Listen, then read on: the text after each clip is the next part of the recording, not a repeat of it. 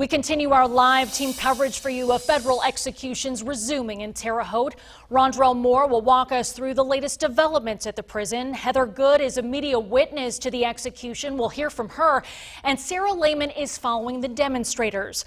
We start with Rondrell Moore. He's been at the federal prison since earlier this afternoon. He explains what he's seen today, and he talks with Heather Good, who's been inside waiting to be a media witness. Right, Susie, as you mentioned, that execution for Daniel Lee was supposed to happen, scheduled originally for 4 o'clock this afternoon, but you'd mentioned there'd been some legal issues and back and forth. Some of those cases involved COVID-19 concerns. Another issue was the process of lethal injection and whether it was humane for inmates, so that has caused this delay. As we told you before, each time there's a federal execution, there is a media witness that is allowed to come in and view it. And that's where we come in with News 10's Heather Good. And Heather just came from the federal penitentiary, and you were a media witness. So tell me, what do you know? What's the latest right now? Right. Well, I would say about a half hour ago, a public information officer with the Bureau of Prisons did give us a statement for those of us that were in the media center room there. There's about 8 journalists there who have been approved, as I have, to witness the execution today.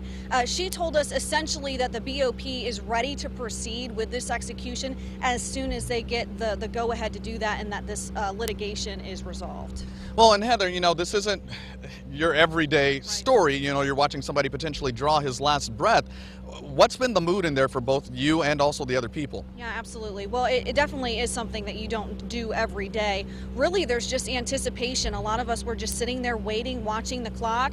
We'd see, you know, get closer to 4 o'clock, nothing would happen. We'd get past 4 o'clock, nothing new. And then now actually being allowed to leave the media center and being told that we'll be allowed to come back. We'll have to go through the screening and processing all over again, but they're at least giving us that break that we don't have to sit in that room until we get an answer. Well, that has to be at least some relief. You talked about the processing. You know, with COVID-19, a lot of people are concerned about safety. What were some of the things that you went through to make sure that you and others, as well as the inmates and the staff members, were safe? Absolutely. So when we first got to the media center, you are checked in, your name is checked off, and you are given a temperature check. You're also given a mask, and you are to wear that mask the entire time. For the folks who are specifically media witnesses, we were taken into another room where we were given a briefing, and shortly after that, around 2:45, we were driven. Again, the media center is just down the road from us in the training facility down the road from the federal prison. So we were divided into 2 vans, 4 journalists per van, and we were bussed into the U.S. Penitentiary. That is where we were able to go inside. We saw officers that were in full protective equipment, so they had masks on, they had gloves on, they had gowns on, they had shields on. We went inside, and then that is when we went through the process that's very similar to like if you're traveling by air, metal detectors, that sort of thing.